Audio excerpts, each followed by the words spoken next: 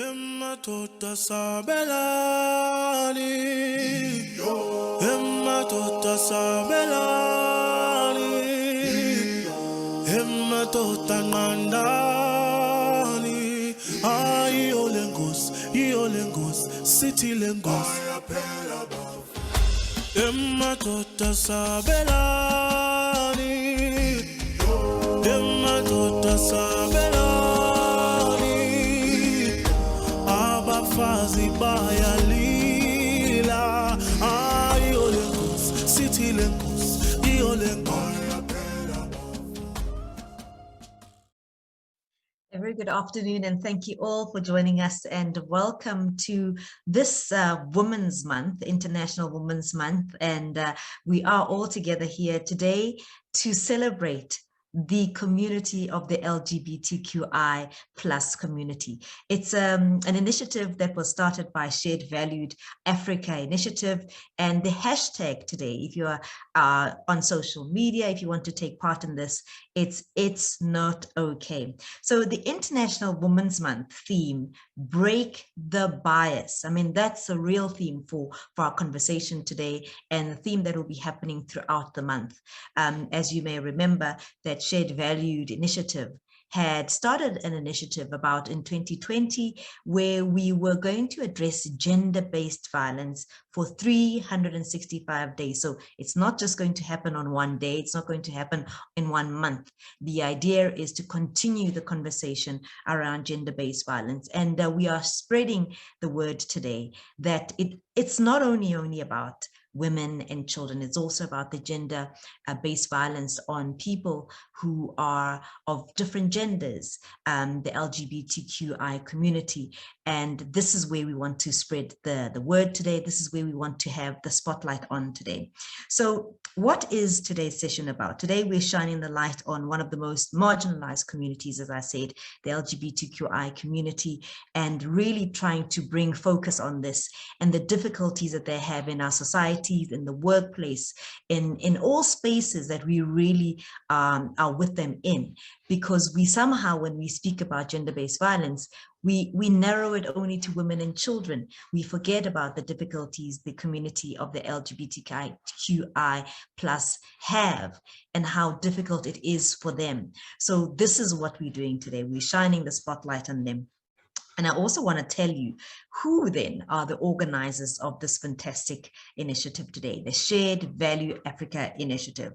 Well, it's a Pan-African organization that advocates for the adoption of the shared value business management concept. And when implemented, includes inclusive and really focuses on diversity as well. And it is in 2020, as I said, that the Shared Valued Africa Initiative, they launched the LGBTIQ community and the gender-based violence initiative.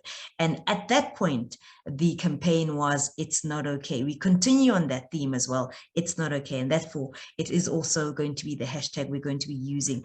And it was a movement that was started there to raise awareness of the devastating impact on gender-based violence and femicide, not only on society, but also on businesses, our community, our economy as well. So that's really what brings us together. I want to also introduce to you, to kick this off, to Tiki. Tiki, who is the founder and CEO of both Shift Impact Africa, a shared value advisory consulting firm, and the Shared Value Africa Initiative, and the creator of It's Not Okay movement. She's driven by her passion and the love for the African continent and the shared value business management concept that reconnects the company's success to social progress. Tiki, through the work of the SVA, focuses on equality and inclusion and is driven by her passion for the African continent and believes that this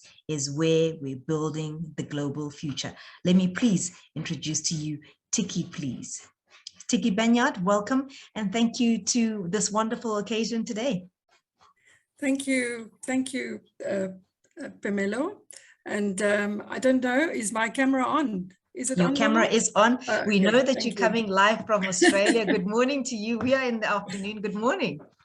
Yeah, it's actually good evening. So it's Is it good evening for you? Yes, of course, you are ahead of us. You're ahead of us, yes. Yeah, so thank you for that introduction, Pamela. And I just want to, for me, my job today is just to welcome all and with a note of appreciation for taking the time to join us today to talk about diversity and inclusion and breaking our biases. And I want to say thank you to AB from Mercedes-Benz for taking the lead as a brand and driving diversity and inclusion and supporting the LGBTQIA plus population. I also want to say thank you to Roy, Bulelani, Nene, Goli, and Shietza that agreed to be part of this discussion today. And thank you to you, Pomelo, for agreeing to be our MC and facilitator who will lead the conversation. Today is about breaking the bias. Unconscious biases are learned assumptions, beliefs, or attitudes that at times can be so hurtful to others. And sadly, we are normally totally unaware of our biases. So the Shared Value Africa initiative, as Pamela said, through the principles and disciplines of the Shared Value Business Management concept, support and advocate for private sector addressing diversity and inclusion. And one of the main reasons we started the It's Not Okay movement in 2020, as Pamela said, was to support gender equality and help fight gender-based violence. But today is also about no more inequality, because it's not okay. No more prejudice, because it's not okay. If we want to create a more equal society, we need to break the bias. That bias that exists within our own mindsets. And part of that is empathy, is learning about empathy and understanding of gender diversity, non-binary genders, and the LGBTQIA plus population. Whether we realize it or not, our unconscious biases influence our professional and day-to-day life, from the way we think to the way we interact with our colleagues. These biases can lead to skewed judgment and reinforce stereotypes, doing more harm than good, especially for companies when it comes to recruitment and decision-making, not to mention how we as parents influence and create our children's biases. So in order to demonstrate exactly how important it is to break the bias, allow me to share this video that was created by Google. And I just want to say thank you again for all of you being here today. And my hope is that after today, all of us will go forward more conscious of our biases and consciously breaking these biases. So Lolo, will you play the video for us, please? What would the world look like if everybody were aware of the stereotypes that they have and the biases that they have? When we talk about unconscious bias, we're basically saying our worldview can actually exert an influence beyond our conscious awareness, and it creates ambiguity. You go to an engineer who's built something extremely innovative, and you say, who do you think your user is? This is where I have the most fun. My name is TV Raman, and I led our work on Android accessibility for 3 years. Write down everything that you think you know about your user with respect to abilities, inabilities, special abilities, disabilities. Almost every assumption that you write down on that whiteboard about this is the user I think I'm building for is questionable, because our various unconscious biases define the boundaries you're unwilling to expand. These biases, they're the shortcuts that our brain has created so that we can deal with the information that we process every single day.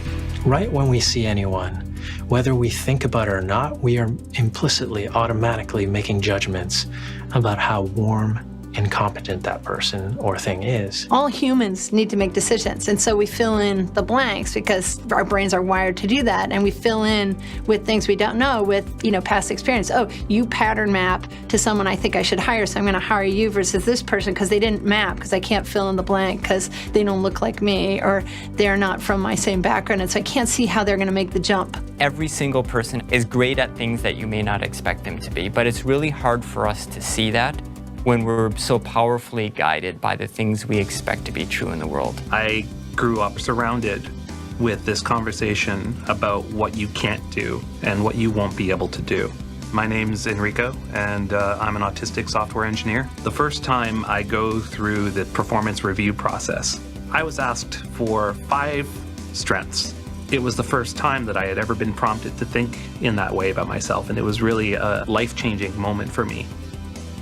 When we are working in our day-to-day jobs, we are still making judgments about the people around us, about the resumes we see, about the employees that we're trying to decide, whether to put them on teams or not. People are very wedded to the idea that they can perceive something objectively, and statistically they're wrong, but it's hard. You become attached to this idea that you can assess something by looking at it. These subtle assumptions we make about people can have lasting effects on who we're promoting, who we're hiring, who we're putting in leadership positions. We have the responsibility to understand the assumptions that we make and understand the errors that we make. But it's not just for the collective good.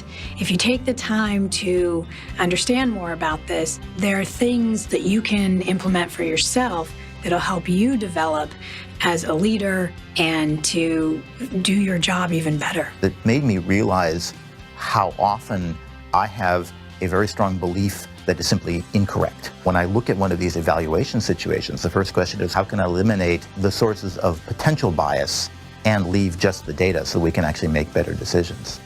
If you're not conscious of the biases that you have, you're just not contributing at the level that you could, and you're not innovating at the level you could. And so your products won't be as good. Your results won't be as good. When you think outside the box with respect to the assumptions you made about how somebody would use this wonderful thing you built, and when you sort of broaden that perspective as to who you change the world for, you build something even bigger.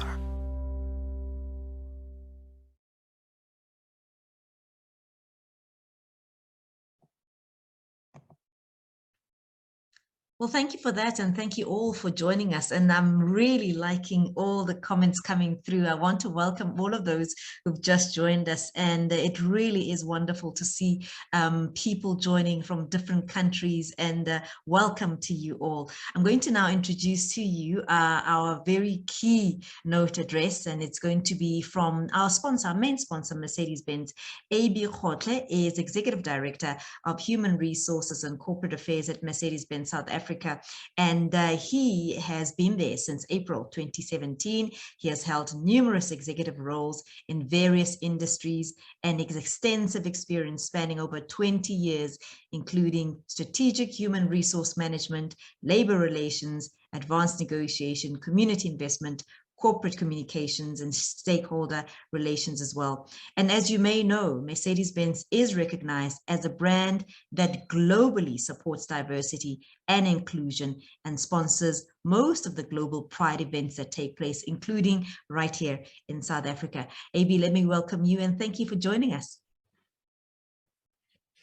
Thank you, Pamela, and good afternoon, everyone. It's really good for us to be here, and it is a privilege for us as a brand to be involved with this great initiative. So thank you very much, Tiki and the team for the invite.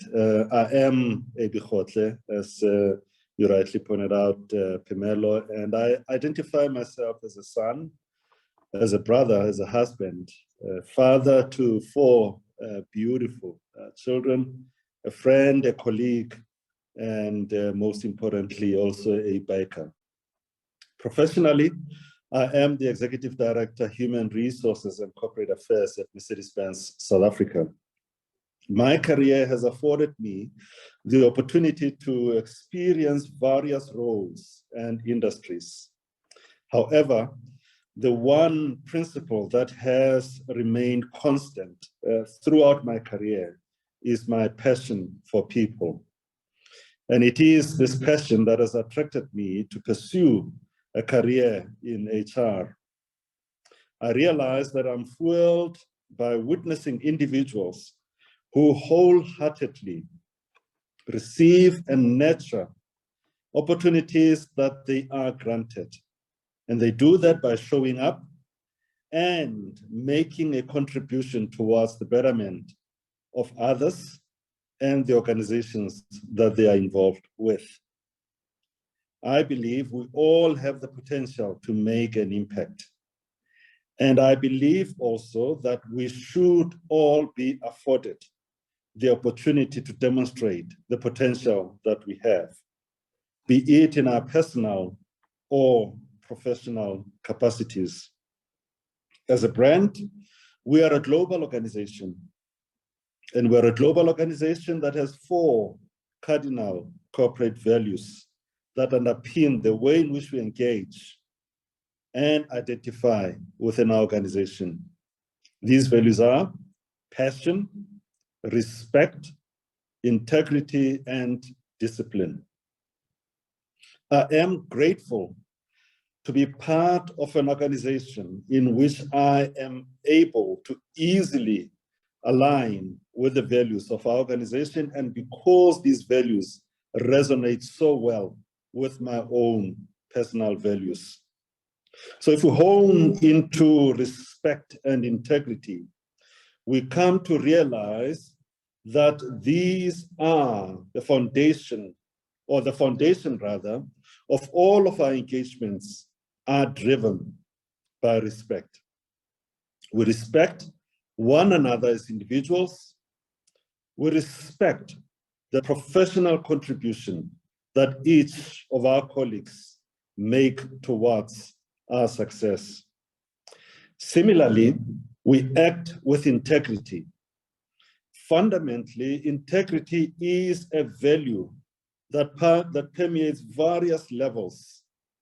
Integrity in our processes, integrity in our approach towards people, integrity in how we manufacture and market our products, and integrity in our commitment towards holistic sustainability.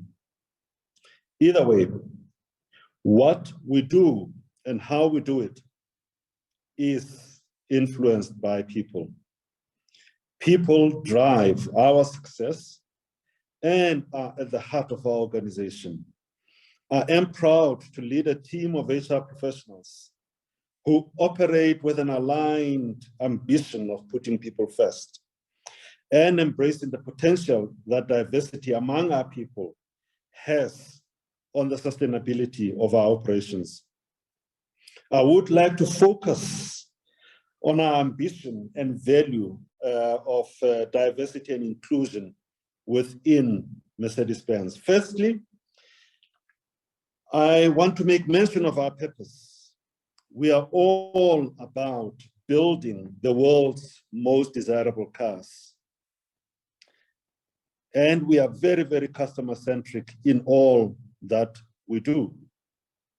At the base of our strategic intent, we see sustainability, integrity, and diversity as our foundation. We are committed to sustainability, which for us is underpinned by climate preservation, resource conservation, data responsibility, livable cities across the globe, traffic safety, and importantly, in today's discussion, human rights. As a global business, we are acutely aware of the value derived from our diverse teams across the globe, which explains our firm belief in diversity and inclusion. If we refer to the analogy of a house, which I think we traditionally use when we think about strategy and something that we may have come across in our journeys. For us, diversity is one of the ingredients to a solid foundation. And again, if you apply this to the analogy of a house needs a very, very firm and solid foundation for it to survive. So we see diversity as one of the ingredients and as a solid foundation that will give rise to every strategic aspect that we follow. Diversity and inclusion are often interpreted in a very subjective manner. Diversity in our minds is about the who, is our who. In other words, this talks to the differences among people that are part of our family, the differences in the skill sets that they bring to the table, the differences in the level of experience, in their levels of experience and knowledge. All these differences are the driving force behind our passion to innovate. Inclusion is our what. This talks to the tangible initiatives that we implement and the inculcation of a culture that enables equality and ensures integration of all. We strive for each member of our team to feel that they belong and that they have a place in our workplace. This means that we believe in diverse and equal representation of people, regardless of their age, ethnic origins, nationality, gender or gender identity, religion and worldview, sexual orientation, social origins, and physical or intellectual capacity. As a company, we are committed to creating awareness about the importance of diversity and inclusion. Earlier, I spoke about our corporate culture, and I spoke about the values that underpin our corporate culture. And I specifically referred to respect as one of those values, and human rights as a sustainability pillar. We have adopted a human rights respect system that employs a risk-based approach to address human rights topics. With the support of our integrity code and the principles of social responsibility and human rights, we commit to uphold all internationally recognized human rights within our organization, extended within our supply chain.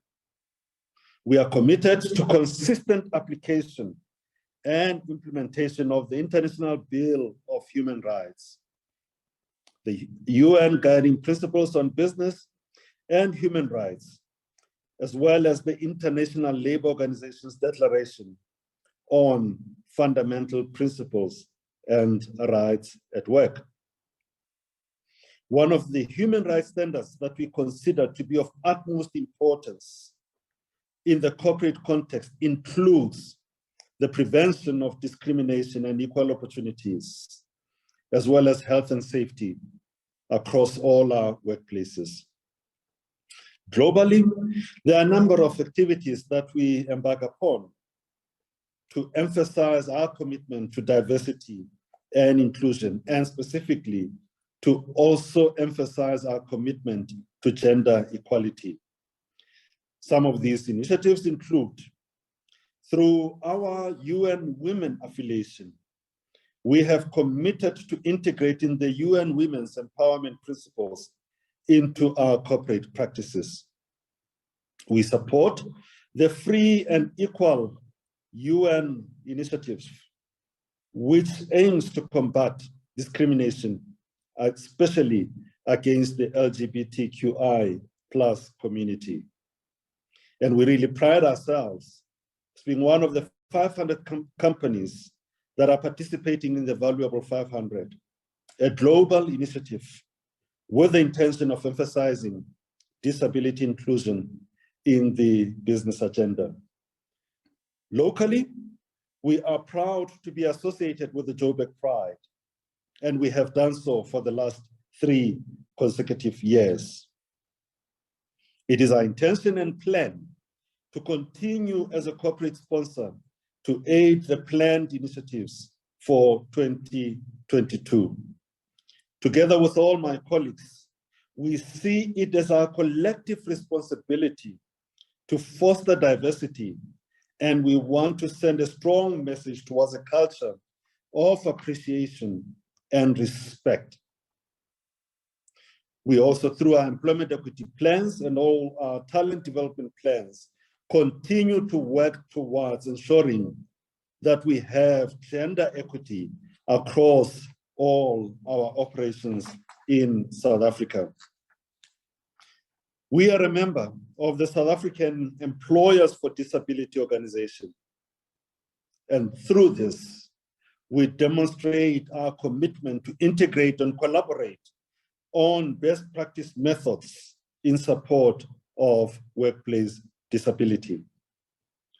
Our Pretoria Women's Forum, which we launched recently, and we launched this with the sole objective of ensuring that we promote the interests and well-being of women in the workplace, as well as providing a formal platform to acknowledge the contribution that women make in their personal and professional capacities.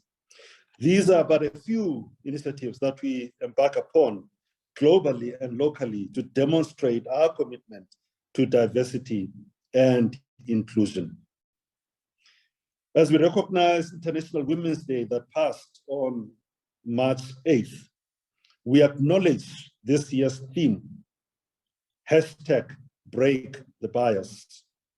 We strive each and every day to break the bias that society has weighed on people.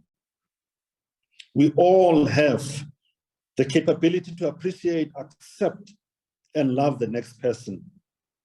This notion moves beyond tolerance.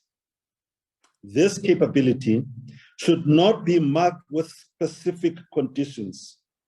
It is for this reason that in both my professional and personal capacity, I am exceptionally proud of our affiliation with Joburg Pride and our participation in the Pride parades. And I do so not only because we sponsor these initiatives, I do so because I strongly believe in the message that we are communicating through Joburg Pride and with these Pride parades. We are a bold corporate sponsor with the intention of living the message that we are an employer that chooses to embrace diversity. And we instill this principle within our supplier, dealer, and customer networks. We strive to uplift this community and raise awareness internally and externally, supporting a movement of inclusion, integration, and protection for all people, including the LGBTQI community. Gender equality is of equal importance to me and our organization. Regardless of our particular reference to gender, we should make room for one another and acknowledge individual impact and contribution. With the devastating impact that COVID-19 has had, South Africa sadly experienced another surge in gender-based violence. It is no secret that the cases of gender-based violence that came to the fore during our most severe lockdown periods were alarming. We all have a role to play to curb this pandemic and raise a clarion call among our friends, colleagues, neighbors, and family members. On this note, I want to thank the Shared Value Africa Institute for considering us MBSA to sponsor and open this event. It is an honor and a privilege for us to have this opportunity to engage on topics that I am personally very passionate about, topics that resonate with our culture of diversity and inclusion as a corporate organization, but also topics that I'm very passionate about at a personal level. As I said, I'm a father to 4 very, very beautiful children, 3 of them girls that I love the most. And it is for this reason that I strongly believe diversity and inclusion. It is for this reason that I strongly believe that we each have a role to play to break the bias. We all have a role to play to ensure that not a single woman or child ever has to endure this pandemic of gender-based violence. I sincerely believe that together we can achieve great things. Change starts with me, and change starts with us. Thank you very much, Pamela. Very, very powerful there, AB. Thank you so much for that address. And you thank us, we thank you as a corporate company that has seen the importance of inclusivity, of respect for all humankind. We speak about these things, but the hashtag break the bias is exactly that. It's so, so important for us to all consider our own bias, our own biases, and see how we can have an impact on ordinary people's lives, wherever we are. So AB, we really appreciate your support. We appreciate all that your company does. And we really appreciate how you have invested yourself as a person. As you've said, you know, it begins with you and how that translates into the work that you do. I'm going to introduce now our next speaker, who is Roy. Really exciting to bring Roy into the fold. Roy is from Utingo Network. Now, Utingo Network is a non-profit organization based in Pietermaritzburg in KZN, South Africa. And Utingo is doing pioneering work with primary young, unemployed, unfortunately, and marginalized lesbian, gay, bisexual, transgendered, and intersex people. The organization works with the broader community to create a more enabling and a welcoming environment in which the LGBTQI community plus can access services and be treated with respect without discrimination or fear or any violence at all. Now, I do want to introduce to you Royce Pelele Ngumalo, and she is an outreach coordinator at Utingo Network, and her work focuses on community outreach and LGBTQI movement strengthening, with a background in health programs related to LGBTQI plus community advocacy work and education. Roy is also a lay counselor, a traditional healer, which is very, very important in trying to send the message across, particularly to members in our communities who are of traditional healers, or at least even the leaders in our traditional leaders in our communities. And that work primarily is in KZN, where Roy is based. So let me welcome onto the program and onto the platform Roy. Roy, welcome. Thank you so much for joining us. I know Roy's had some problems with the network, but let's see if we, I see you there. Hello, Roy. Welcome. Lovely seeing you. Hi. Hello. Hi. Thank you for welcome. Such The floor is yours. Exquisite bio. I am indeed Roy, but I'm mostly called Mother Roy. It's the name that I think it's a reward name that I received from the LGBTIQIA community, because I have worked intensively with LGBTI's MSM work and also general community. But Utingo also is very passionate about human rights, primarily focusing on LGBTIQA+, and also work closely with the allies or their friends, their family, and general community. Why is our work why is it important? We are the voice of the voiceless, raising the voices of the fallen, working intensively in rural areas with traditional governing structures such as chiefs, izinduna, and also working with general community to eradicate new incidences of hate crime and homophobic acts, bringing them life experiences of LGBTI in their homes or safe spaces, and reintegrating LGBTI to the mainstream community, working closely with community gatekeepers such as parents, ward councillors and committees, and religious leaders and other gatekeepers, and also work with LGBTI themselves to enhance their skills, deeper understanding of themselves on issues of gender and sexuality, and also personal development, career development, financial literacy, and also personal branding. And I strongly believe that Ubuntu is the key principle in all human existence, regardless of their background, preferences, and beliefs.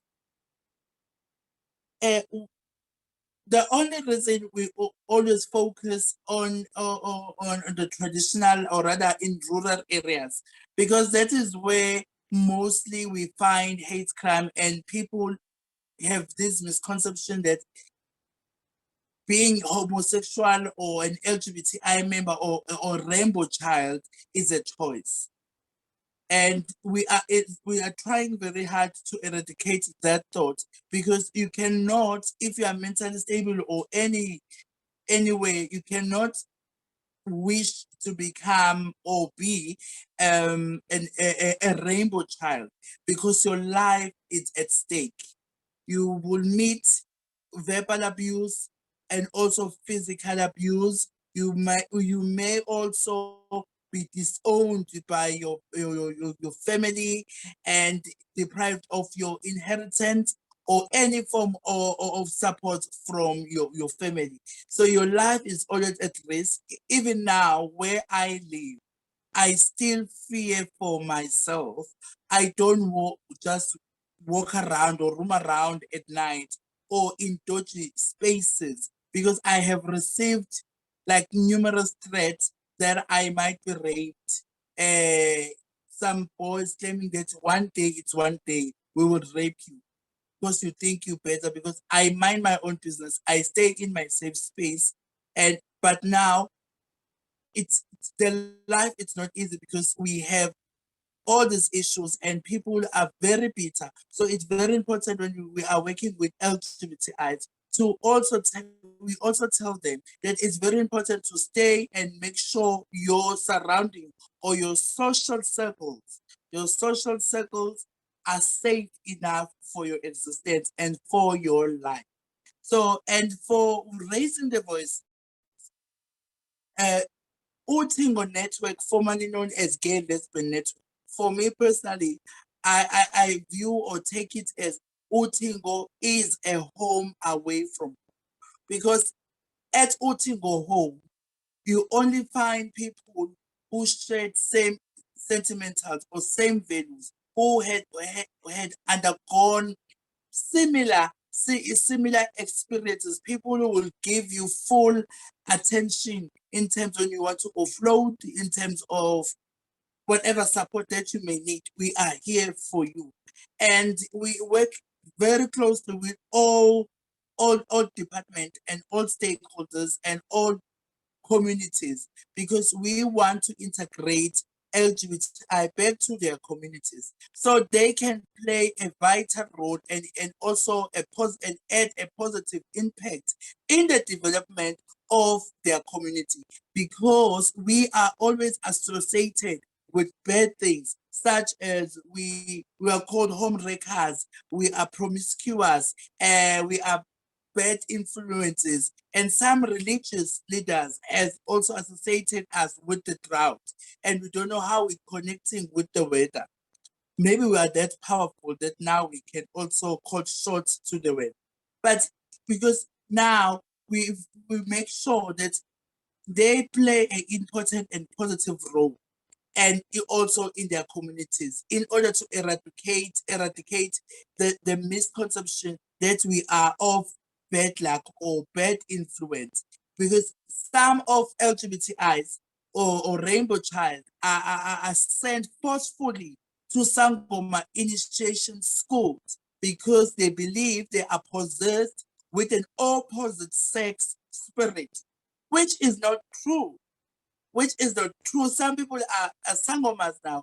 They can't do or practice their work because they were never called at first, because their parents were in denial.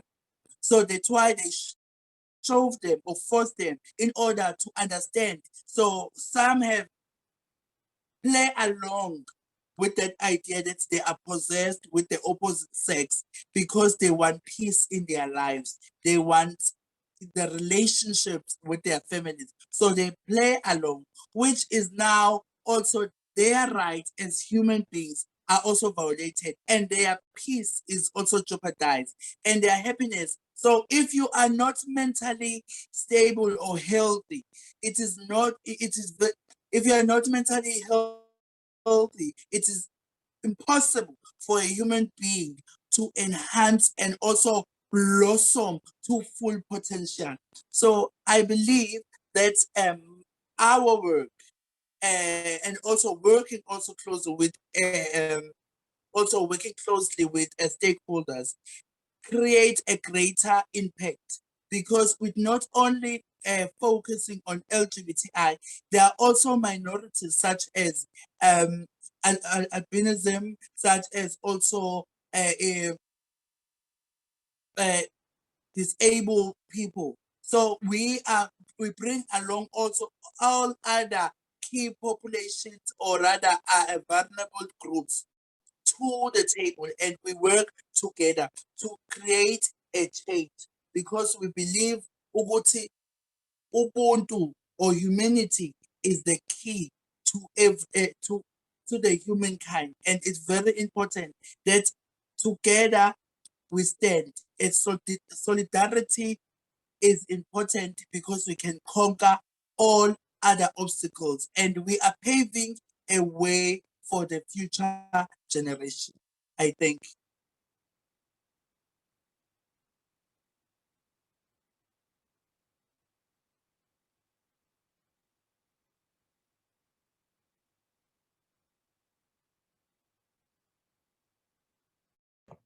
Thank you very, very much, Roy. That was really, really inspiring. I think what's most important at the moment is to reflect. You said something about being a minority.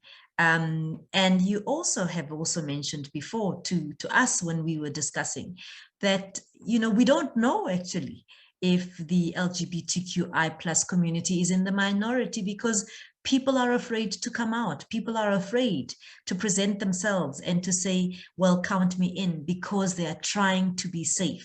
They're trying to fit into spaces that they're not sure that they would be safe if they were not to do that. So I think it's a lot for us to think about. At the end of the day, can you imagine a life where you could be killed just because you are who you are? And I think it's very, very important for us to take that in, particularly in countries where, it is against the law to be yourself. It's against the law to be yourself. It really is something for us to think about.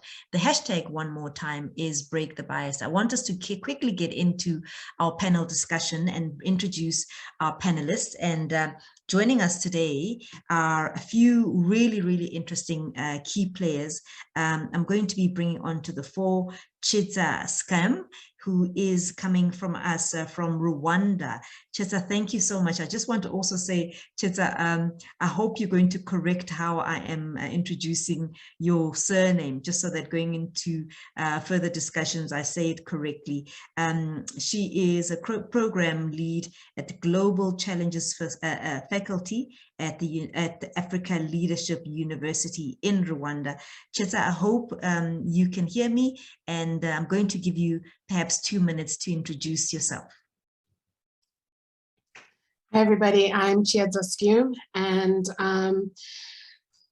I work at the African Leadership University. And I think coming to this panel, I'm bringing the perspective of an educator, a mentor, and I guess a community builder on a campus where we have students from 35 plus African countries. So students, meaning university students from like 18 to 25-year-olds from 35 plus African countries. And in this world, it's very important for us to be able to, I guess, make sure that our university is a space in which those students can be free to be whoever they are. So that's the perspective that I'll be bringing today.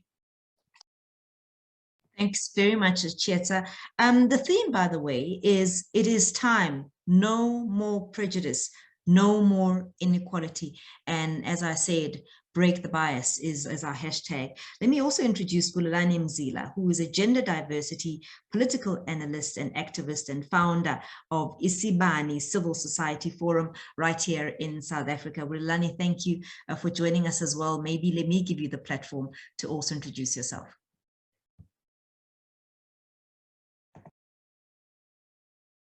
Will you please unmute, Bulelani? We can see your beautiful face. Hey, thank you. I hope you can hear me. Yes, my name is Bulelani Mzila. I am a gender diversity political activist, and I'm gender non-conforming. My pronouns are they, them. I'm the founder of Isibani Civil Society Forum that is there to advocate for the LGBTIQ community, and it engages political parties to open up a space for the LGBTIQ community so that they are able to champion their own issues and are able to find space and be political leaders. Isibani basically started in 2020, and it was because of an opportunity I got in 2019 through an organization from America, which is working with openly LGBTQI politicians who want to run for office. We also engage different government departments to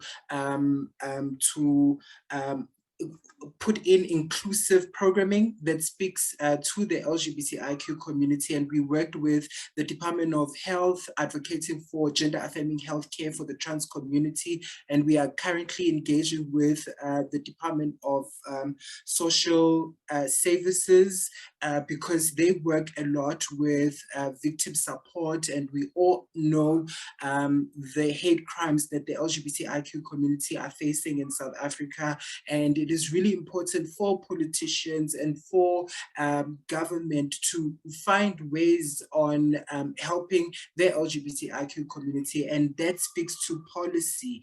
And we all know that we do not have an inclusive policy in South Africa that speaks to the issues that the LGBTIQ community are facing. And I've also experienced discrimination and marginalization, and this is something that started way back when I was young. And the first incident that I actually remember was when I was in grade 1 and the other kids were asking, why are you talking like a girl? Why are you playing with girls? Why? And all of those things. So I was outed by them.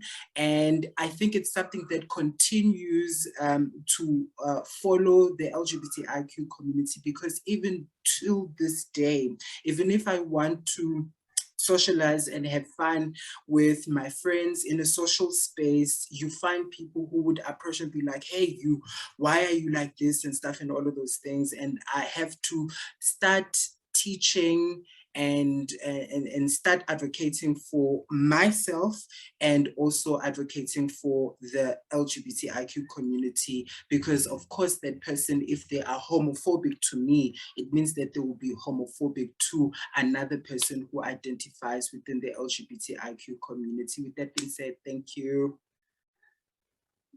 Well, thank you so much, Bulelani, for that and for sharing some of your experiences. I want to also introduce a board member of Utingo Network and founding member of the SA LGBT Plus Forum here in South Africa, and that is Xolile Mabombo. Thank you so much for joining the conversation, Xolile, as well.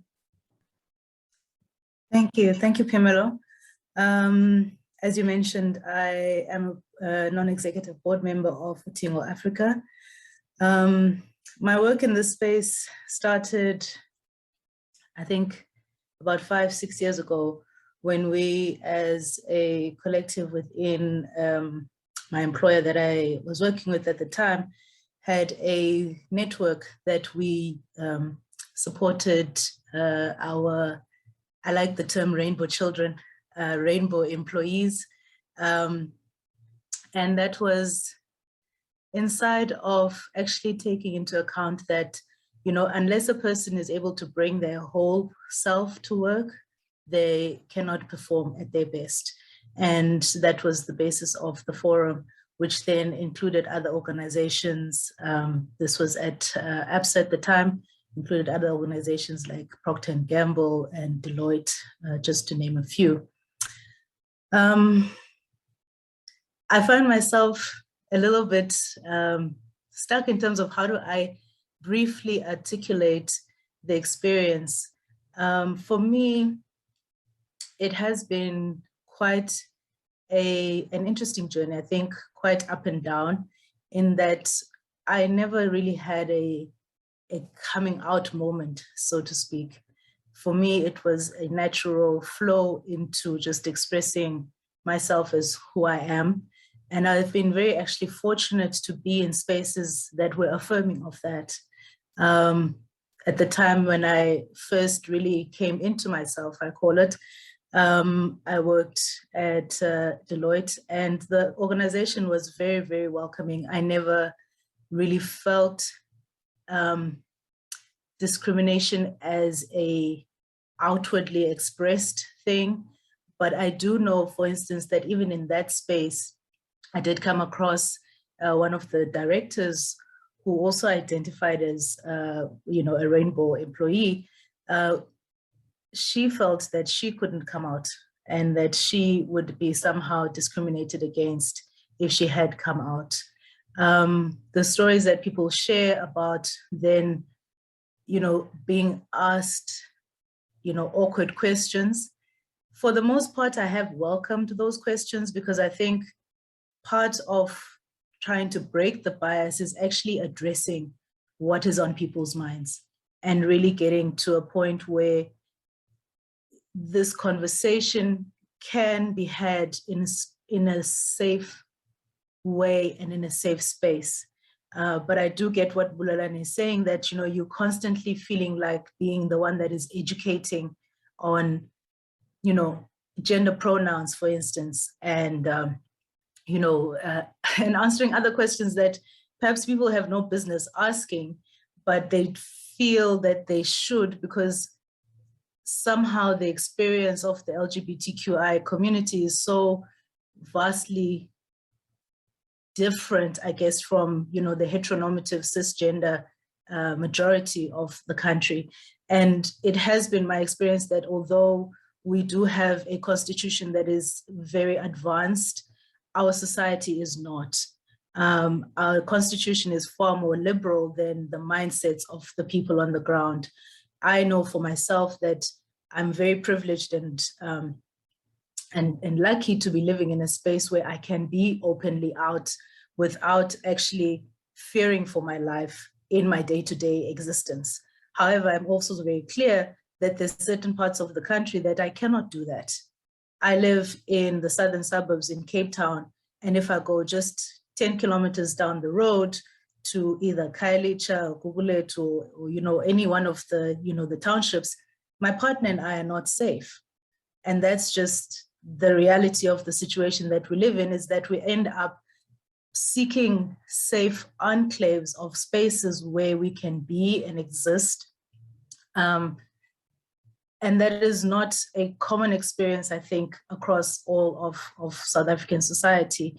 And I've had questions, for instance, about why why are you always emphasizing or highlighting the LGBTQI part of yourself? You know, for the most part, I am, if you take all the other, I guess, societal markers, I have a good life, I have a successful career, I have a partner that I adore, I have a family that is supportive. However, the fact of the matter is my queerness is a big part of how we show up in the world. So for instance, my partner and I are an interracial couple. We are from two different faiths, and we do experience, for instance, that walking around Cape Town, you know, one of us is always an endangered species somewhere, and that the eyes of the general population are always upon us. You know, people don't, we joke about it that people will never forget having seen us because we're that lesbian couple, that black and white lesbian couple, and that's how people actually remember us. I don't think we would stick out as much if we were just, you know, same skin color, or, you know, same religious observance. People would tend to forget you because that's what they see every day. But we get remembered because we were that couple that showed up on that day. And so there is still a lot for us to do about actually just welcoming people in all of their diversity, in all spaces, and being able to just be and exist without having to deal with the subtle aggressions that happen day in and day out. And for us, those aggressions are multiple. So some sit on the fact that we're queer, and then others will sit on the fact that I'm Black. And if we're in a Black space, that'll sit because my partner is white. So these multiple layers, I said to Jackie that we've actually probably chosen the widest range of intersections to put into one relationship. But that doesn't mean that we don't aspire to a joyous, supportive, happy life, just as any other couple. And I think for me, that's what is missing in most people's experiences, just the experience of being welcomed and supported and loved and celebrated, just as anybody else's love and companionship would be. So that, I think, for me is one thing that I would say in terms of just my experience. It really does, it does grind every single day having to deal with the multiple layers. For me, breaking the bias, what it looks like is that everybody who sits on the screen can walk in any space, anywhere, and just be received as a human being first and foremost, beyond anything else of how they express themselves, you know, in the rest of their identity. Wow, Sicoli, I mean, a lot of people just saying, you know, they love your activism, and they've come through on the chat there saying, you know, they're so proud of you. Because as you said, you can easily go about your life, your privileged life, without having to declare yourself anything. And people would then say, well, that would be easier, right? But you choose to be known and to be seen as exactly who you are, which is quite commendable. I want to introduce another speaker onto the panel. Nene Molefi is a facilitator, an author, a speaker, really somebody who's really quite well known, is in South Africa as well, and is going to be joining the panel. Nene, thank you so much for joining us, and welcome as well to the panel. Thank you, everyone, and good afternoon. I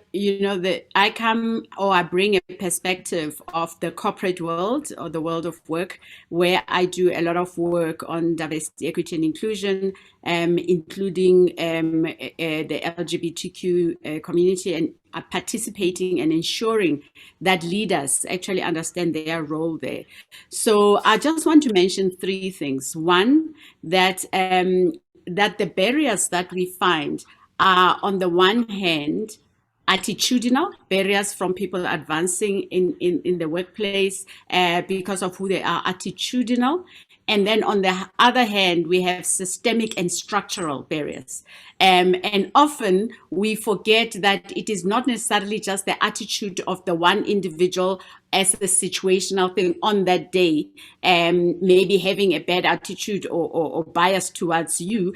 It's also about the entire system that is put in such a way that we need to dismantle the structural barriers for either women, for people with disabilities, LGBTQ community. So the work is actually for us to do holistically. We need to look at both, as I said, attitudinal and structural. And then the other thing, Sikolile mentions something like that. We are also emphasize a lot that before in the workplace, people can discuss openly about the concept of, let's just take LGBTQI, a dialogue on that. We need to ensure that there's psychological safety, and what it means is that the space is safe for interpersonal risk-taking, that people can bring their whole self to work without fearing that they'll be humiliated or isolated or rejected because of who they are. And often what happens in the workplace, people will say, no, just speak up. We are okay. We are receptive to everything. And then when people start speaking up, when you haven't actually established the foundation of safety, there are sometimes comebacks that, we heard you in that focus group. We heard you were saying this and this. So the area of working on psychological safety is critical. And then another one is also on intersectionality, that and I think it was mentioned in a way that I could present as a heterosexual cisgender woman in the workplace who's middle class, who's whatever the labels that I can put next to me could be a trans woman. And although we are both Black, we could both come from Soweto, but in addition, she will be experiencing additional areas of barriers. That is why you cannot do this work without considering intersectionality, because even within the LGBTQ community, there is also discrimination. Remember the intersections of race and class and all that. So in order to really do this work, we need to unpack those and say, if you want a holistic approach to this that is sustainable, you need to look at systemic and structural barriers and attitudinal. We need to look at whether there's psychological safety. We need to attend to the area of intersectionality. And then lastly, to also remember that the way bias presents or manifests itself in the workplace or in society is also in the form of microaggressions, right? The things, the words, the slides that we say to each other, like this is 2022, you still find people being introduced to a same-sex couple, somebody saying, who's the man in the relationship? People give themselves permission to ask questions that nobody is asking, because the world of work is heteronormative. Nobody is asking you the same about, but you give yourself a right to just throw in questions like that. So, and there's a study, I'll just mention this and finish with it. There's a study that I'm following that actually talks about the pain of social exclusion. That, I often say to people, when people experience routine bias or routinely, that the brain does not make a distinction between physical pain and social pain. So we need to understand that when we are when we have bias towards people, when we exclude people, we actually causing untold pain. It's not written here. It's almost like, we regard pain as when I take a knife and scratch you and I see blood, then we jump. But the pain that is actually residual pain and trauma that people go through in their places of work is one work that we need to do seriously, because there's much more damage than we see with our naked eye. I just want to say, Nene, that there are some really interesting points there, and I don't know if Professor Davis actually is able to go into this conversation, but he's really commented a bit on what you've just said now, and saying, it's quite worse in other places of the world where people can be killed for just accepting who they are. So I know you are not formally part of this conversation, Professor Okene, but welcome, because I thought you made some really interesting points there. Go ahead. Thank you, and I'm happy to be part of this conversation. I'm obviously a great supporter of Nene and her work on diversity. I had the privilege of engaging with her before in my research.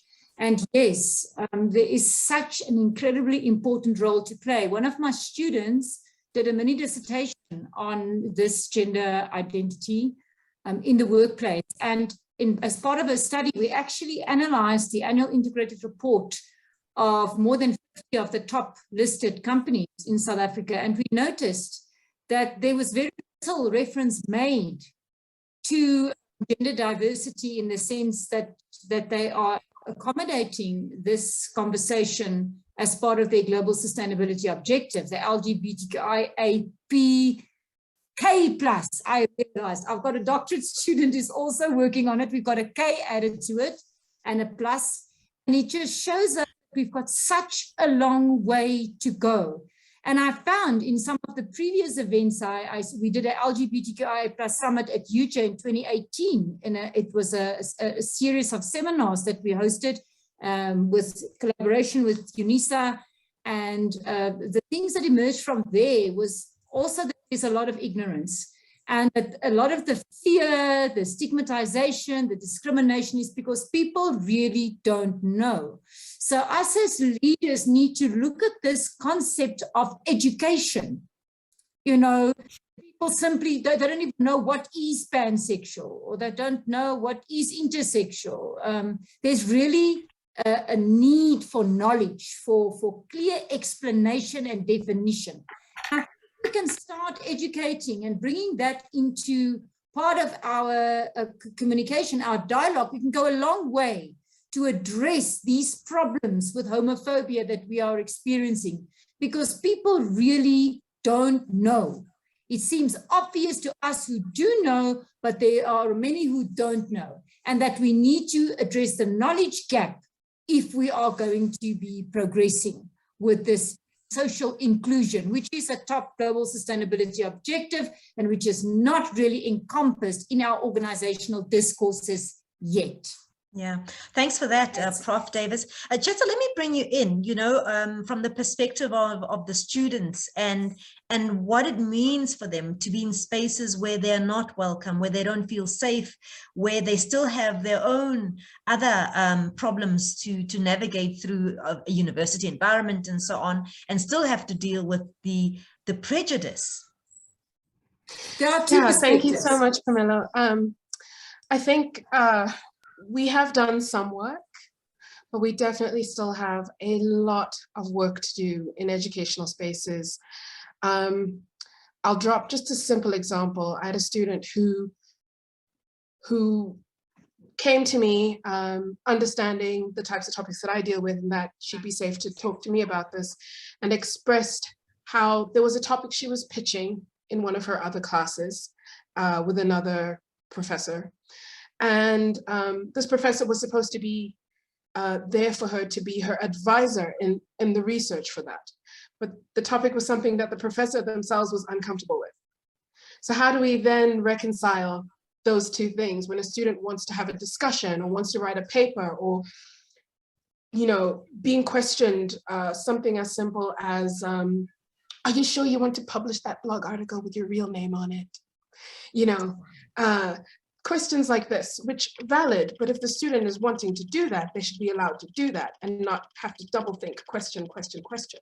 So I think we've had a lot of conversations on our campus, especially because of the fact, as I said before, we are in quite a unique position in that we have these 35 plus nationalities of students. Students are coming from all over the continent. So how do you justify and have that conversation in a room where you've got these 35 nationalities? You want to discuss a topic, and one student is coming from a country where everything is hush hush, everything is taboo, you never talk about it, it's illegal to talk about it, illegal to discuss. And then another student is coming from a more free society, free in inverted commas, because, you know, we don't know how far that freedom goes. How do you then reconcile that conversation? So we have, of course, over time been fostering the communities, and when we were on campus, it felt like we had created a different world and a different ecosystem, because within the campus ecosystem, students feel free and safe to express themselves. And when they go home, wherever their homes may be, maybe they behave in a different way. However, when we moved online due to COVID 2 years ago, these communities therefore kind of had to dissipate because we were now online. And I had a student who came to me and said, you know what, I'm feeling really alone. I'm home, I'm in Accra, I'm with my family again, I'm back in those spaces having to perform and perform heteronormativity, you know, in the way that I grew up again. How do we then, so we've been working on how do we foster the communities even when online, even in online learning? How do we still make sure that students are able to feel supported wherever they are? That's kind of what we've been transitioning into. It's taken time, but we are working with the students to kind of create what that could look like moving forward. Especially considering our university, especially is going to be mostly online now moving forward. So how do we then make sure students still feel support, still have each other, still have those student clubs, student activities, where they can learn together and grow together? You know, I don't know if Roy is still on the platform, but Roy mentioned just how difficult, even where he lives, where he resides, where the community knows him. I mean, he grew up with these people and still finds it difficult to feel safe. And Bulelana, you spoke about how from grade 1, people were telling you, you know, this thing about permission, as Nene was saying, you know, people think they've got the right to identify you, to point you out, to ask you questions and bring out things about you that maybe you are still going to process in your own good time. So Roy, I see that you're back online. The question that you were raising the other day about, you would hear people in community saying, well, in African tradition, we had never seen so many gays and lesbians in our community. So where do you all come from all of a sudden? And people saying, well, you know, no one here is gay. So this is fashionable. Roy? Oh, please unmute, Roy. We can't hear you. Yes, All right. Go ahead. Okay. We still have such issues, and they are blaming now. They're blaming the Western that they have brought, or they've reproduced so much gays, and we are being told that we are being paid by underground organization to perpetrate and recruit LGBTIs, and they say we are grooming. We are busy going around and grooming young generation to become more gay and more lesbian, and now we even have this this gift of turning heterosexuals to homosexuals, and because they say they will marry and have children, and after that, after years, they come out and say, I am a lesbian woman, I am gay. And it's because of the influences of us as the existing organizations that are honing the work of LGBTI. We are constantly being blamed.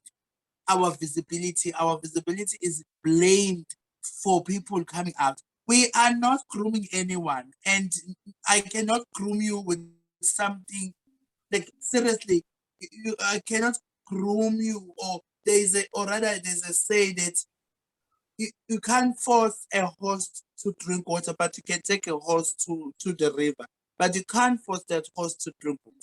And now, where do I get the capacity of grooming people? And yet, and for the fact that it's un-African, they believe that the fight should continue of arranged marriages in order to deal with the issue of homosexuals, because they feel we are running away from our biological assigned sex responsibilities. And as for me, because I am biologically born a male, and I am running away from the responsibilities of men and of becoming uvusmuzi or undlalifa, or also continuing the generational lineage. So we feel I am afraid of quoting when Ushela. I'm afraid of that thing.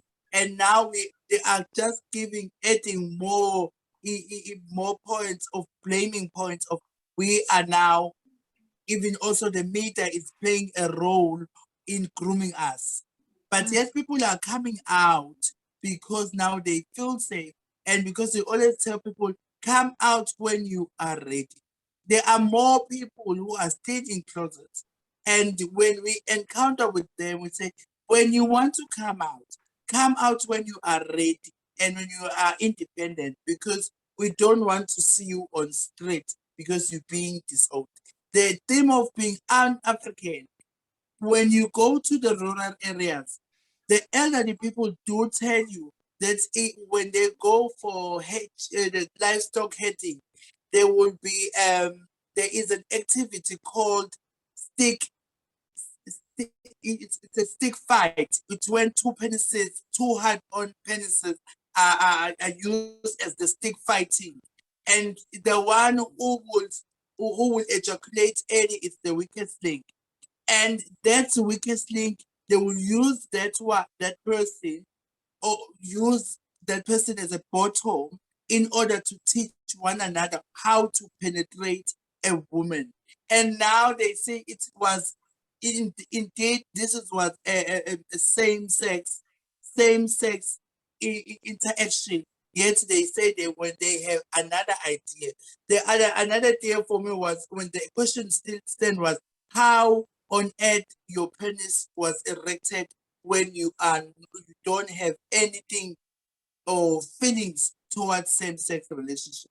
So there are still hidden stories in rural areas that you will hear, and they will tell you that when you die, and when you die unmarried, or you are known as an LGBTI, they will put a cork in your anal. They say they are breaking and they are stopping the case of a new LGBTI person in their lineage. Bulelani, I saw you nodding quite a bit there, and I was wondering, to what extent do some of these painful stories resonate with you? You spoke about childhood, when the trauma started for you. Your experience currently? My experience currently, just recently, actually, I visited a friend, and after visiting a friend, the friend decided us to go visit someone else. And when I was in that place, at that friend's place, one of the guys was like, "Ngicela uhambe, so can you leave my house, because the amashos, the ancestors of this house, do not go with your LGBTIQ or gayness."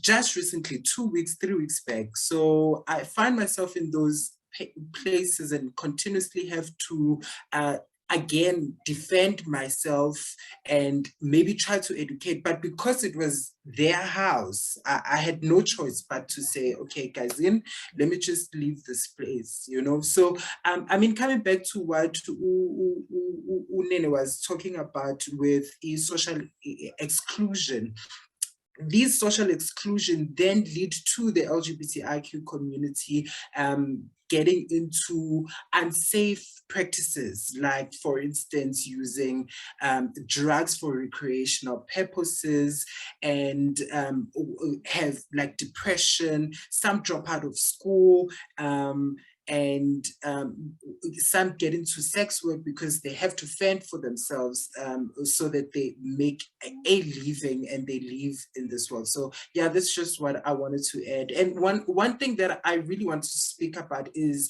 the system of homophobia, because of course, if you find someone who is homophobic and they find themselves in an opportunity to lead at a specific organization, of course they're gonna come in with their homophobia, and they wouldn't assist someone who is like me. For instance, I had a friend who was working for Home Affairs, and this friend came to me and was like, you know what, I'm having a problem at work because I have this just one co-worker who has never greeted me. This person has never said hi to me.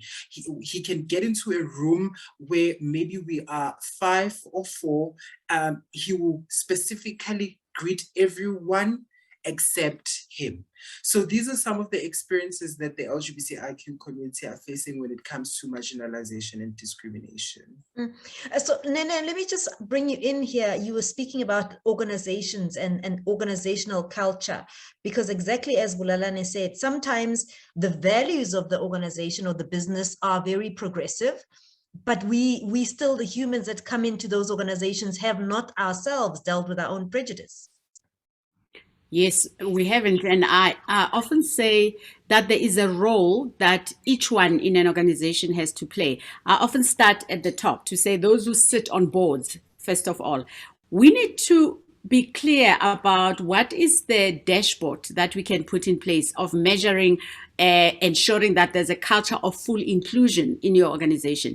And in the dashboard, we need to move beyond just saying we're measuring race, gender and disability, because that's what often happens, and truly be out of the Employment Equity Act. But we need to say, let us add issues of LGBTQI with regards to, there is now serious gender-based violence. What is it that we are measuring in the dashboard? So the board must hold the EXCO accountable. The EXCO must hold the next level accountable, and the dashboards need to be clear that what are those things that are just about attitudes. You can't take people through sausage machines of workshops, because people can go to workshops and then say, wow, we love the workshop. At the same time, we need to say, what is it in the policies, in the practices, in the systems of the organization that we need to eliminate this? And yes, at a personal level, I feel that all leaders should actually go through their own bias work, because, you know, we all biased. And you know, there's this thing called the 3 centers of in the middle. If you were to say, what then do we do? There's a center of control, there's a center of influence, and there's a center of concern. I often say that let's start first to say, what can I do within my own immediate space? People laugh at me. I said, I don't know people who are sitting in union buildings. I don't know them. I know a few of them, but where do I have control? The things that are within me here. So within our center of control, what is it that we can do even at home? You know, neuro studies show that at 6 years old, children have already implicit attitudes have been formed in a child.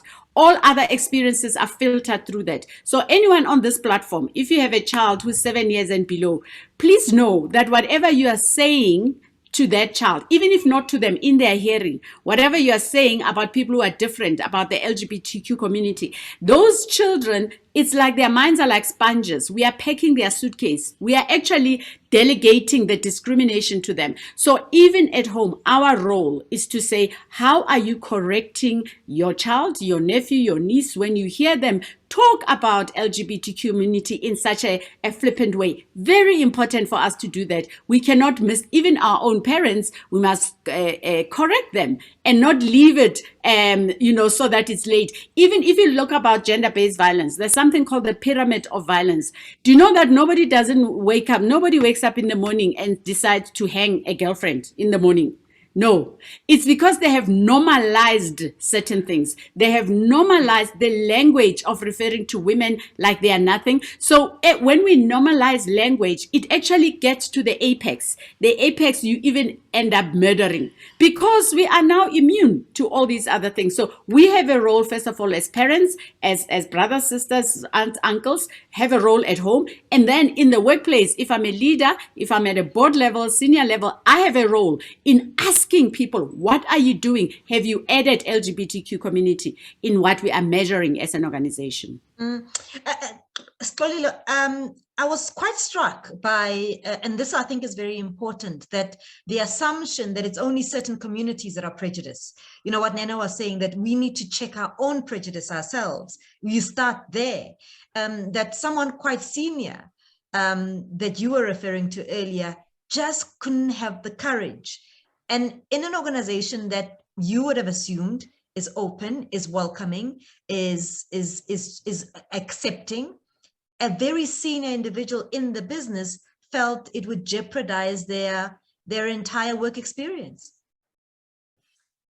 Indeed, Pimelo. And, you know, as I was sitting listening, for me, it really does behoove us, those of us who are in a position where we are able to have these types of conversations and maybe guide the direction that organizations take, to really step out. For me, I've had to ask the question, for instance, most people who I come out to, I've had the question asked, but what do you mean you're gay? Like, there's no way. You have to be straight. You present as straight. And in fact, you could have any man that you wanted. You're such a pretty girl. Why would you decide to actually, you know, be in this life? And I think it was Bulelani or Roy who mentioned that any thinking individual would not choose this lifestyle. This is not a life that a self-preserving human being would actively choose for themselves, because regardless of whatever else is propping you up in terms of what society says is acceptable, there still remains that one little bit that is making you question each and every single time that you're interacting. It's the conversation around the coffee station when people are talking about their weekends and they're saying, oh, my husband this, my boyfriend that, my wife this, my wife that. You know, I was, for instance, my partner and I are, where are we now? 4 days, 5 days? I keep losing count from our wedding day. And so I've been sharing with a lot of people, you know, that we are getting married. And just as recently as yesterday, when I did share with someone that I am getting married in a few days, someone said, oh, who is he? And I'm like, actually, she. And maybe not she, they. And so there's so many multiple levels of having to explain that actually, no, it's not a man, it's not a, I'll call a cisgender man. And it's not, it's a, I guess, birth assigned female, but also they don't identify as female, they identify as non-binary, as do I. And so we both use the pronouns they, them. These levels and these layers are just so many. And it took me quite a lot of soul searching for myself to even start owning the pronoun they, them, because as you can imagine, first of all, people trip up on my name. It's, oh, possibly pronounce that. That's the first thing people say. I can't even possibly pronounce your name. And then I have to explain my pronouns. And then I have to explain over the coffee station conversation, oh no, my person is a they, it's not a he or a him. And it's in those spaces that we really need to come through as leadership to make that a psychologically safe space for people to actually feel like they can come out and that they would not be victimized or otherwise discriminated against because of their sexual orientation or their gender identity or expression. And it really is a tough conversation, because in the end, you know, as Nene said, it's more attitudinal, because even as we as the leadership may start to address the systemic, the policies that kind of govern the interactions between staff, each person brings their own bias into the workplace, and it's nearly impossible to stamp all of it out. But there does become a way that you can actually start to have a swelling, a movement for change, such that the majority starts to actually recognize what is acceptable and what is actually, you know, what people would really love for themselves, the things that, you know, heterosexual cisgender people take for granted, that actually if they can start looking at how they get to move around in the world and provide that for other people, that to me is really the space in which we actually need to start engaging our allies far more actively. This conversation, even with gender-based violence, I've said, this conversation is not for women or LGBTIQ people to actually drive. This conversation should be driven by the allies, because there is not a thing that hasn't been said. There is not a comment that hasn't been made about how unacceptable this behavior is. But as long as we still have that language that normalizes that actually discrimination against women, against the LGBTI community is acceptable. And it starts even with, you know, I was very comforted once to be in a lift, and somebody said, two males in the lift with me, and one of them made some kind of comment, you know, and I was quite affronted by the comment, and I thought, should I say something? And before I could even say something, it was the other guy in the lift who said, I'm sorry, sir, that's actually not acceptable. You don't say that here. So it really does behoove the allies to actually start speaking up and saying and holding each other to account for how we speak, how we engage, because inside of that, that is when then people start to feel that psychological safety, when they know that there's someone else who can back me up, there's someone else who can support me, there's someone that I can go to. Well, Stolile, thank you so much for that. Nene, thank you, thank you, thank you. I know you've got to jump, but your contribution has really been really, really good, and we will share your details. Lots of people want to be in touch with you, so really thank you. I mean, I can't believe that we've been speaking for more than an hour, so thanks, Nene. Thanks for joining us.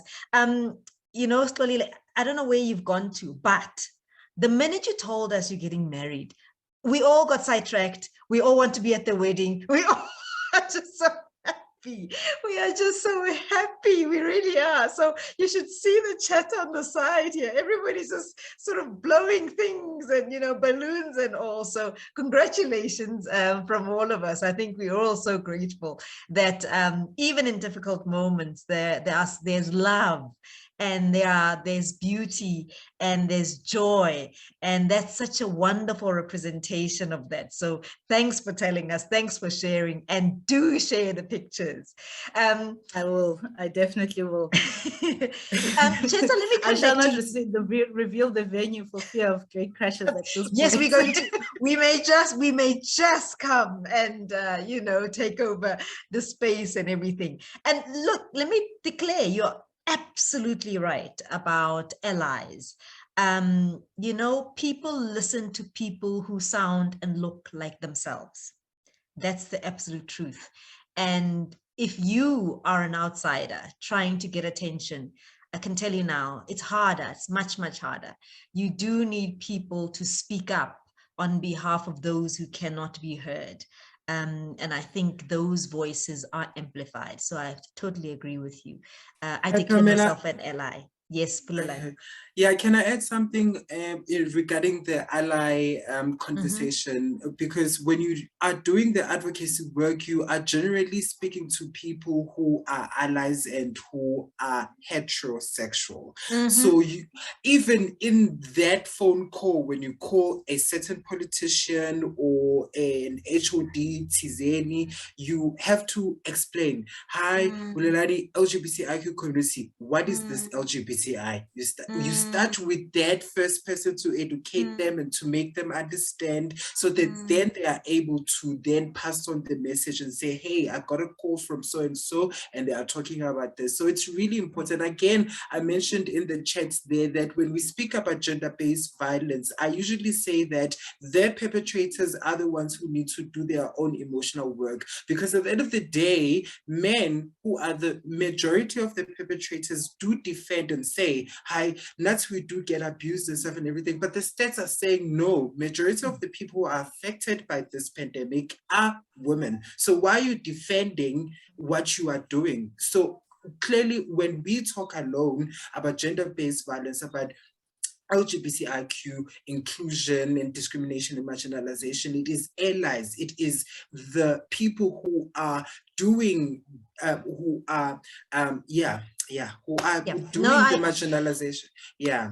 I fully hear you. I fully hear you. Chetsa, you know, just to come back to something I think Professor Kone was also mentioning, you spoke about this, about being able to do work in academia that's going to elevate the work that organizations are doing and bringing research onto the fore, bringing academic work up to the fore. And I'm reminded of what Roya was saying, you know, where people defend culture, they use culture as a defense or as a weapon, in fact. Whereas if we were able to highlight a bit more of the truth about history and culture and anthropology, we'll know that we are able to call out lies about culture and history and so on, because most of these, history is often used with an agenda.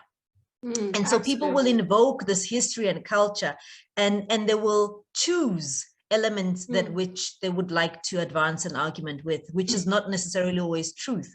So how then do we transform spaces of academia to enable more of this kind of work to come through? As you said, you know, what a pity when you get a supervisor, for instance, who says, no, maybe not quite there, go this direction. How do we allow more of this work to have spaces of freedom?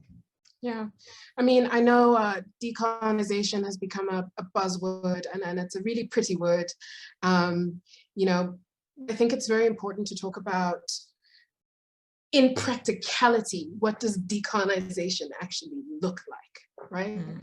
And this is a lot of work that we've been doing, from as basic as how do we decolonize our classrooms, right? Something like me standing in front of a room of students, already colonial, right? So how do we then change it to how did we used to teach in our traditions? What did we do? You sat around a circle, everyone at the same level, right? So simple, like decolonizing to that kind of micro level is where we want to go. And so when it comes to thinking about Indigenous knowledge, really learning from our Indigenous cultures and putting away a lot of the colonial thought, especially religious thought that came in, that brought in a lot of the shame around sex and sexuality. That's where we need to begin. I had a student who did a project on sexual liberation, and amazing project. Her name was Darylyn Kariuki. She was from Kenya. She's now going to go to SOAS and do gender and development there. Great student. And her project made everybody uncomfortable, but it was super fantastic, because she talked about African women and our sexuality. Why are we doing this behind closed doors? Why is it that a girl is told to be chaste, and then the night before she gets married, all the aunties break loose with like all this information, like sex. And how do we reconcile those two things, right? We are sexual beings, we're sexual creatures. How do we remove the religiously based and religiously kind of induced shame around sexuality, around identity? Okay, and I think this is where we come in with the LGBTQIA community. If we look back into our past, we had queer communities, we had queer leaders in our communities. And we allowed ourselves to be shamed for that. Yeah, and we allowed ourselves to be shamed for that. Let me add something to this. And I see that Professor Davis was also mentioning the work that they do at UJ. But a challenge from me about spaces of learning and academia is, you spoke about how do we decolonize education. And one of the things that I think is really important is to take that knowledge and move outside the building of the university. So it's not this monstrosity of a building that only privileged people have access to. You are within communities. These are the only ways that we are going to influence and have the broader community become part of a learning experience, and understanding that knowledge doesn't sit with a higher person. It, as you said, it's a collaboration. It's with everybody, and when we can come out of those very, you know, those castles of ours, and reach out into communities and bring them in and interchange our knowledge, it may go a long way. Cheta, I think you've got a hand up. Yeah, I just wanted to finish up by saying, as I said at the beginning, we've still got a lot of work to do. And I don't want to say we've achieved any of it yet, but definitely this is when I start talking about ALU, right? African Leadership University, we're definitely trying to break the traditional university structures, to break the classroom building, down. So we've got new program that we're developing where students will no longer be in classrooms. Students will no longer be told you're here to learn this and this. Students themselves will be in their communities, in their home countries, finding a problem that they would like to solve for. And then we will work with them during those 4 years for them to solve that problem. But they'll be on the ground, working in the communities with the people that they're working for. So this is something that we're trying to, decolonize and see new different ways of doing things when it comes to education. All right. And Bulelani, you're my last speaker. I've been told to wrap very quickly, Bulelani. Okay, cool. No, I just wanted to speak on the decolonization and the conversation that we were having like 2 weeks back when it comes to language, because most of the times when we speak about the LGBTIQ community, we speak on it in English. Of course, all the terms are there in English. And when you come back to indigenous language, you actually find that those names or that language that is used is derogative and it is negative. So when we speak about decolonizing and actually finding new meaning for new things, I actually posed a question and asked you, okay, so I grew up being called Istabane, and which is negative. So can that be changed and be like queer under the LGBTIQ community? But I guess that's a topic for another day. So yeah, thank you. I really, really want to thank all of you for being a part of this. And the chat has been so alive. Thank you for participating. Vuyo Luteke is a director at Shared Valued Africa Initiative. I'm going to ask you maybe to also take up the stage and to thank everybody. But I think this is the last time you'll be seeing me. So thank you for being so interactive. To everybody, thank you for engaging. Vuyo, over to you. Thank you so much, Pamela. I got so caught up in the discussion, I forgot that I was, giving the final notes. But I think from my perspective, I have the very tough task when you're doing closing remarks. The expectation is to wrap up the conversation, which is something that I can say now, it's not so easy to do because conversation today was so dynamic. So really mine is to just, step up and on behalf of the Shared Valued Africa Initiative, humbly and with an insurmountable amount of humility, just thank everyone who has been participating in today's session. I want to start off with Mercedes-Benz, represented by AB Khotle today, and our partner for this event, in really stepping forward and talking from their perspective as an organization, what it means for them to be supportive of the LGBTQIA community and, especially lining it up with their values as an organization. That also is followed by, Pamela, our guide through this complex and really big conversation that we're having today as our moderator. We appreciate once again having you participate on our panel. And I say this, stepping in saying we really consider you to be a partner on these conversations that we're having as a Shared Valued Africa Initiative.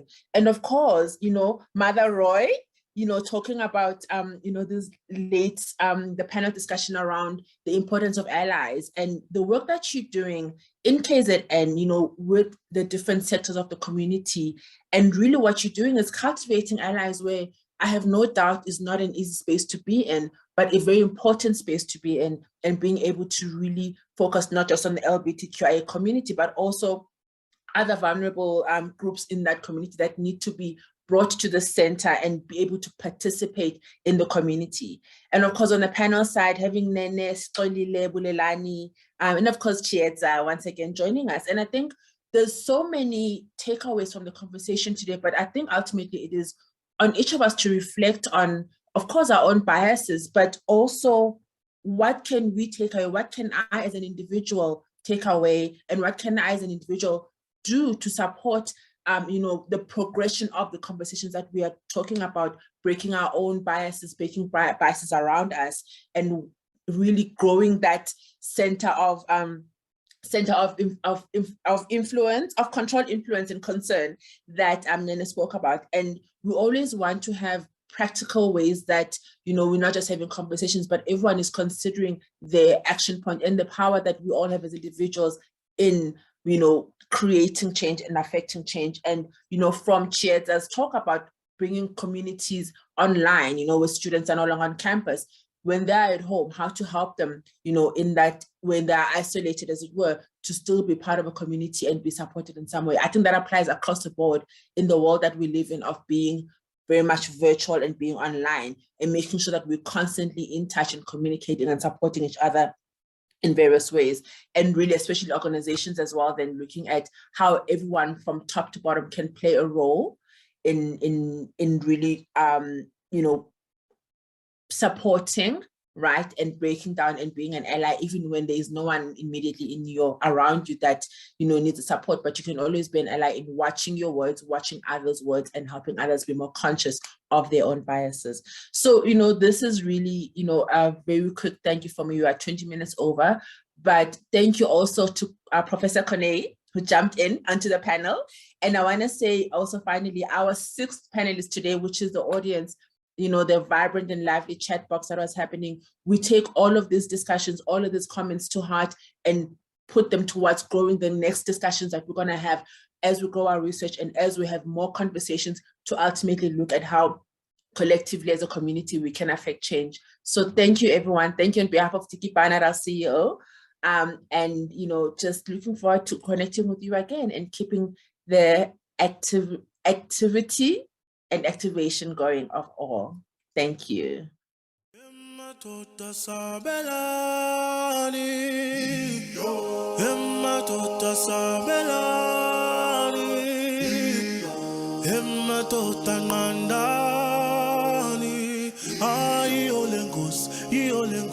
City Lengos.